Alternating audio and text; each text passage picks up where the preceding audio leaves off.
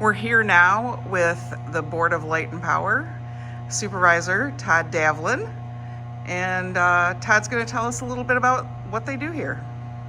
So, Board of Light and Power, we distribute power to the city of Portland and a good part of Portland Township. 2,500 and about 80 customers, and we have generation capabilities here for emergency conditions and when voltage drops across the middle of the United States, and then we also generate power at the municipal dam. We utilize the power we generate here in town, but our power plant here is used to support Michigan voltage and load control. Independent generators like us are called upon to bring capacity to the market. How many cities in the state of Michigan have their own power? We're part of what's called the Michigan Public Power Association, and there's 28 other communities. 22 are full members, 6 are associate members, and we come together because we all own distribution systems, and we buy our power that we distribute to our communities as a group so that we can get consistency and fair pricing, and then to comply with the requirements for reliability. Okay, so I know there are about 86 school districts in the state of Michigan, and all of those have multiple communities within their district, so 22 is kind of an elite group. It is, it's a great group, and I don't know if elite's the right word, but they're nice small communities. Communities like Portland, well, we had a dam real early on, so we were already in the business before investor-owned utilities came to the market. So what you do, you see them in small communities that had a population and some forward-thinking folks back in the late 1800s that said, hey, we want lights, we want power. Most of our power is underground. Most of our distribution system's underground. In the city, we only have, I would say we're about 99.9% underground. The storm goes through town.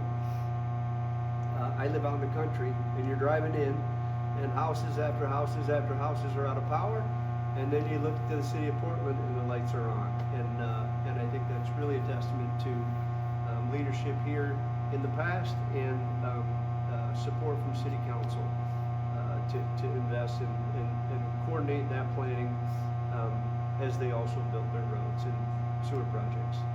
How many guys or people are employed here? There are 6 of us, me, and then 5 linemen and apprentice linemen.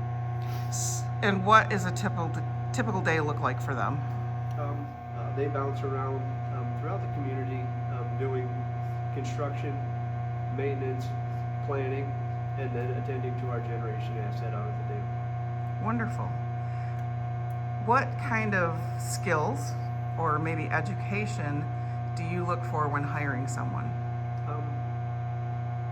So we're hiring folks that have a desire to get into line work. 2,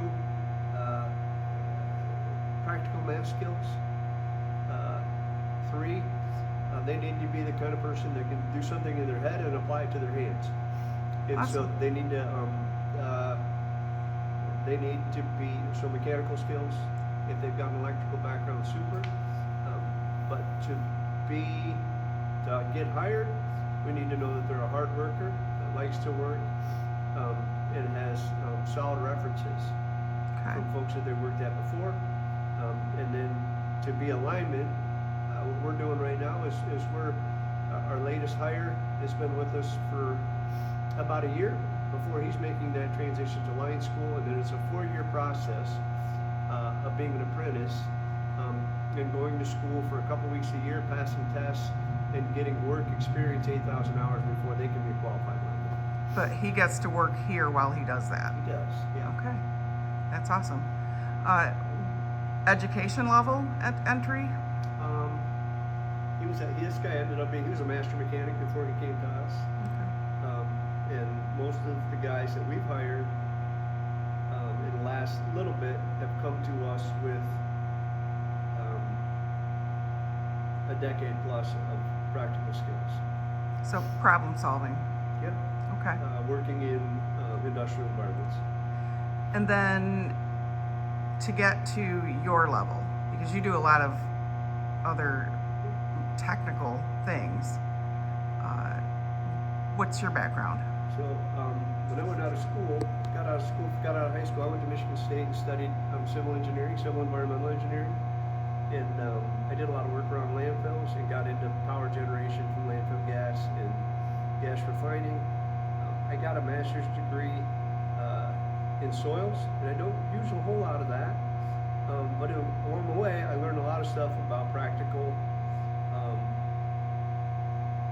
lot of practical and applied math, and being able to go from industrial units like watts, like cubic yards, like heat, to dollars quick, and being able to put those things together. So those are skills that I picked up, and it's some of it's engineering, some of it's just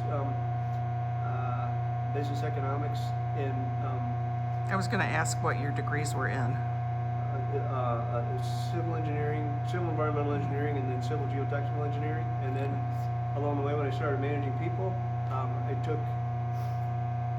4 classes at Aquinas, just practical, like accounting, master's degree levels for management kind of stuff. I didn't need a degree, but I needed some ideas on how to help work with people, because it's great if you have wonderful ideas, but if you can't work with people, those ideas don't get anywhere. This has been a great interview. I appreciate your time so much, Ted. You bet. Have a great day.